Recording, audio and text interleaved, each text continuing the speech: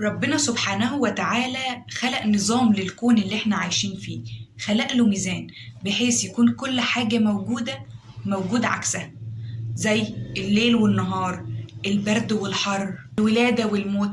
حتى جوانا في كل المتناقضات دي، القوة والضعف، الحلم والغضب، الصحة والمرض، الموت والحياة، كلها متجمعة مع بعض عشان تشكل كيانك. وتوازنك بيختل لما تميل لكفة أكتر من التانية، أو تتعصب ليها، أو تهرب من النقيض وترفضه. عشان كده افتكر إنك لما بترفض جانب منك إنك بترفض نفسك كلها، وبالتالي بدون أي وعي هتمنع اللي انت محتاجه إنه يجيلك أصلا.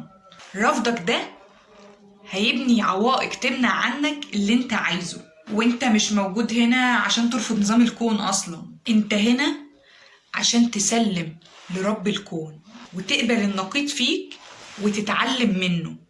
والتوازن بتاعك هيتحقق لما تقبل ان ضعفك هو قوتك، وان جهلك هو علمك، كمان ان جهلك هو اللي هيخليك منفتح لاستقبال المعلومات اللي انت محتاجها ومحتاج تعرفها بجد.